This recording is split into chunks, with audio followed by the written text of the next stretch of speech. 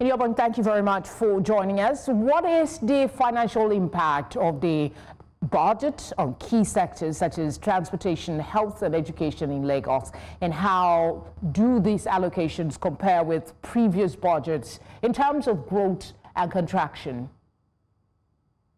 Yeah, good evening and thanks for having me. I hope I'm audible. Yes, you are. Go ahead, please.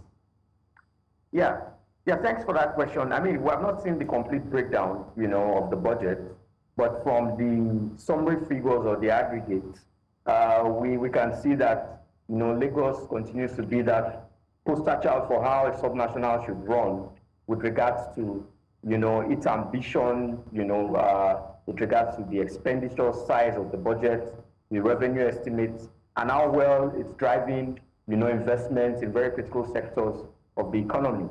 With regards to comparison year on year with the budget size, we see that for this year, there's an increase, about a 48% increase in the budget size from last year, from 2.27 trillion naira in 2024 to about 3.37 trillion naira in 2025.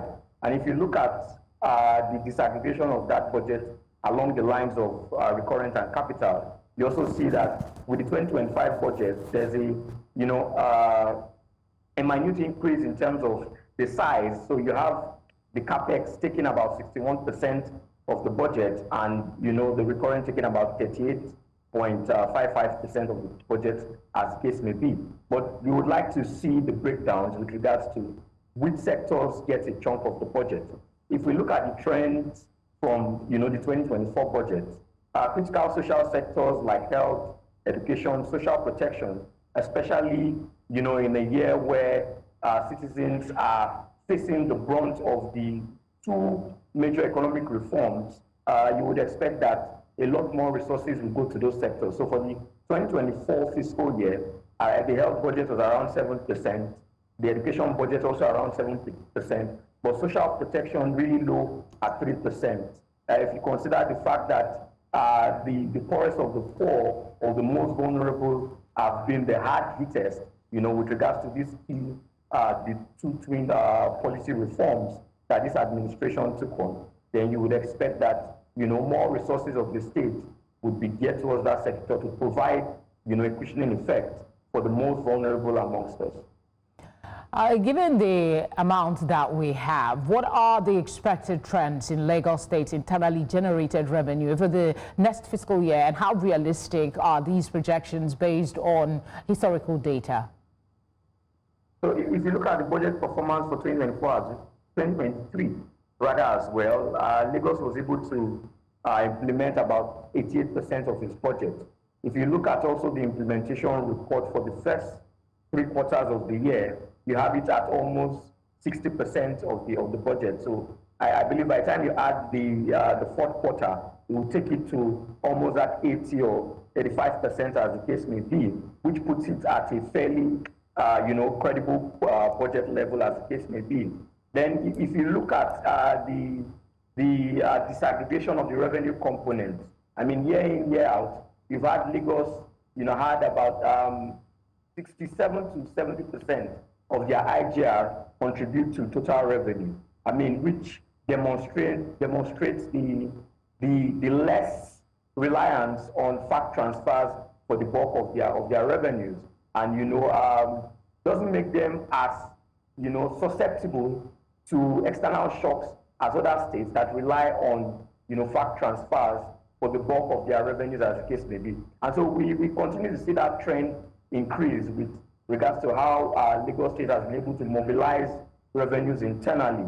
A lot more can be done in that regard, especially if you consider the fact that in very critical sectors of the economy, like the transport sector, a lot of revenue that should be coming into government coffers, still goes to non-state actors. And so there's still room for improvement with regards to mobilization of our revenues internally, as the case may be, especially with the introduction of technology. And if you also look at some of the provisions of the new tax bills with regards to also reducing the number of taxes and ensuring that cash is discouraged, we do expect that for Lagos State and across a number of states across the federation, if these bills are passed and implementation follows, that a lot more revenue will be generated by the states internally.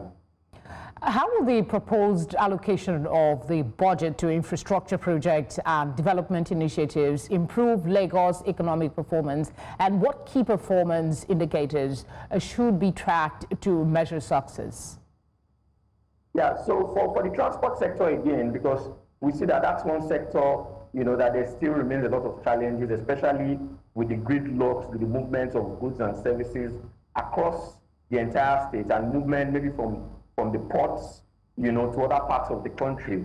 The state still requires a lot of investment in that regard, a lot of innovation in that regard. If you look at water transport, for instance, we have not been able to fully maximize the potentials of that sector with regards to decongesting the roads. It's also good that the green rail line has been given a nod in this budget. There's also 125 billion naira support from the federal government as counterpart fund, also for the green rail line.